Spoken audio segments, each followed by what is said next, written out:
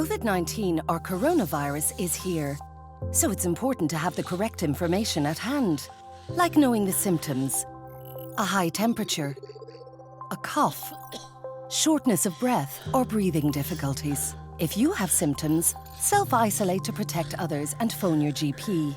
Visit hse.ie for updated factual information and advice, or give us a call. Protection from coronavirus. It's in our hands.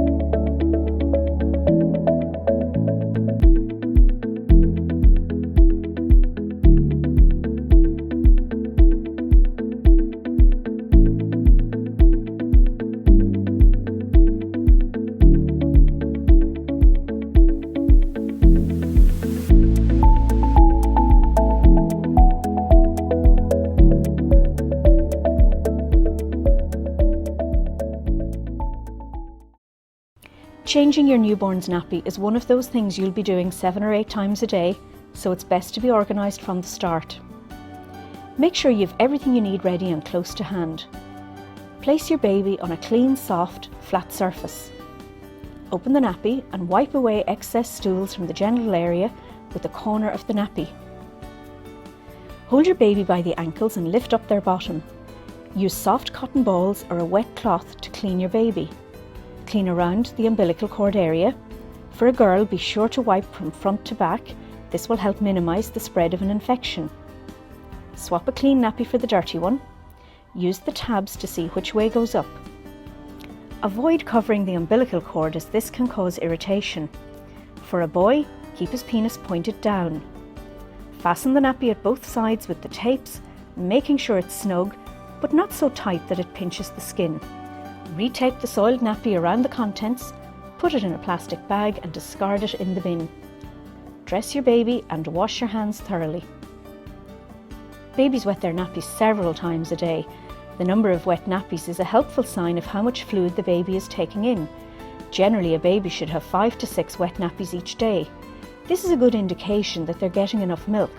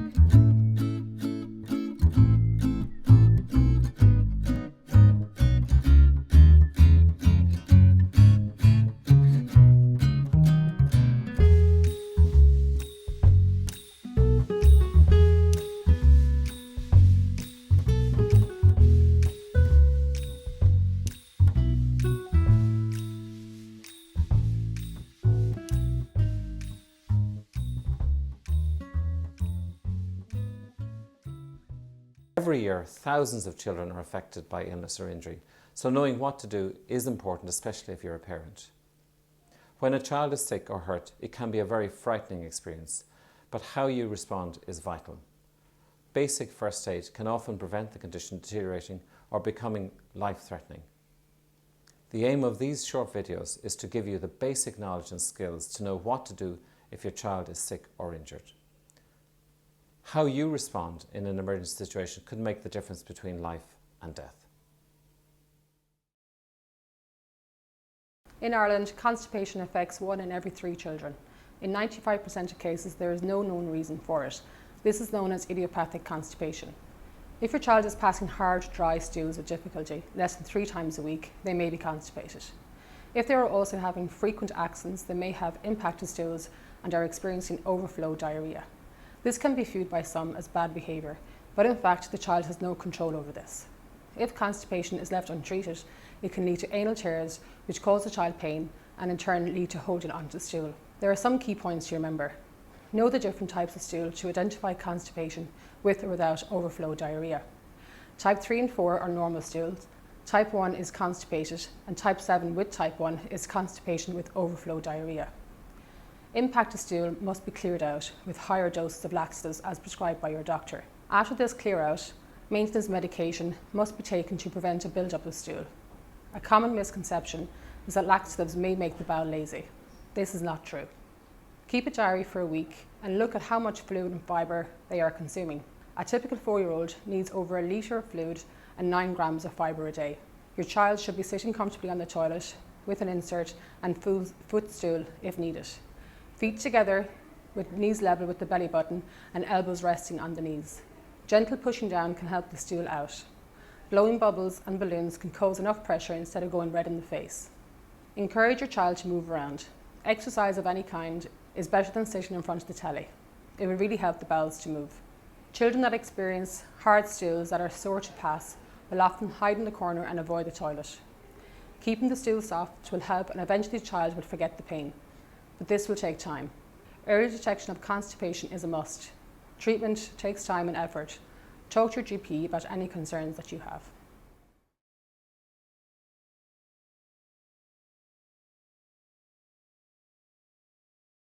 When you and I get a cold, we tend to have a stuffy nose, we might have a temperature and we might have a slight cough. It gets better in a few days. If a small baby gets a cold, it can go down onto their chest and we call this bronchiolitis. So they start with the stuffy nose and the runny nose and then they develop a cough that seems to last sometimes forever, but generally it gets worse for about the first 3 or 4 days. The next 3 or 4 days are when you feel really worried because your baby doesn't seem to be getting better, but that's a normal pattern. And then after that the baby gets better slowly, though sometimes the cough can be there for up to about 4 weeks. It's usually caused by a virus, so no antibiotic or medicine will help you get better faster. We usually recommend is that you just mind your baby, not too much handling, feed them little amounts and often, and they will get better by themselves. Some babies do need to come into hospital or do need a doctor. Key things to look out for are if you're just worried about your baby, if they're pale, if they look grey, if they look blue or tired or sweaty, if they're not really interested in their surroundings as much as they normally are. If their breathing is very fast or if they're having episodes where maybe they're even stopping breathing, or if you notice that they haven't had a wet nappy in a while. If you're worried about any of these things, just pop into your doctor or bring them to your local hospital.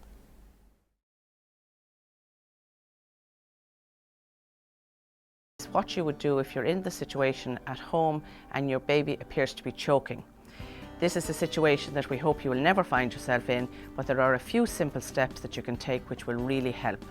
You will recognise that your baby is choking because your baby may appear to be crying but no sound coming out, and coughing but absolutely no sound. So what you do is pick the child up, put them across your knee with the head slightly low, and with the heel of your hand give 5 sharp slaps in an upward motion, 2, 3, 4, and watching the baby to see if anything comes out of the baby's mouth, and give 5. Keep a close eye. If nothing comes out, there's no response, turn the baby over, and now you're going to give 5 chest thrusts. So with 2 fingers, again pressing in an upward motion, 1, 2, 3, 4, 5. If still there's no response, repeat again your back thrust, watching, see if anything is going to come out of the baby's mouth. Again, 1, 2, 3, 4, 5.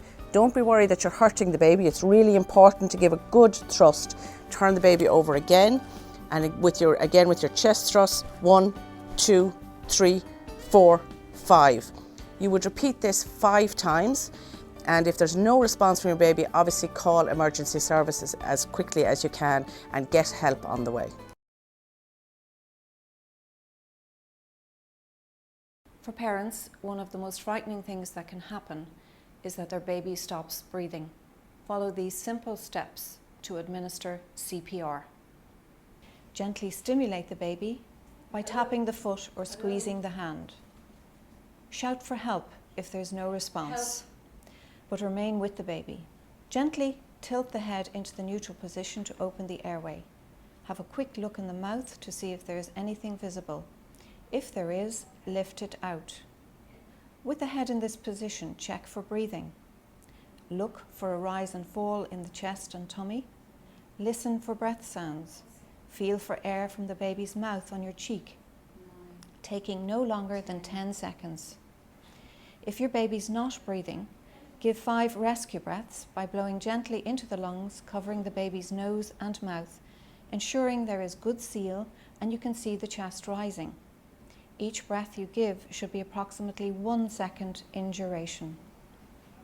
If there are no signs of life, example eyes opening or limb movement, the baby's heart may not be beating properly and you must begin compressions on the chest. Place the tips of 2 fingers on the lower half of the breastbone and push the chest down gently but firmly to a depth of 4 centimeters. Push fast for a count of 30.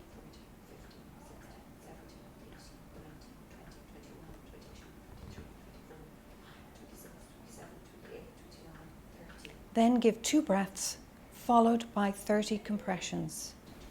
Continue this sequence for 1 full minute. After this, if you are still on your own, make a call to the ambulance stating your emergency. Return quickly to the baby and begin with compressions, alternating breaths as seen, until the baby responds or you can hand over to the ambulance.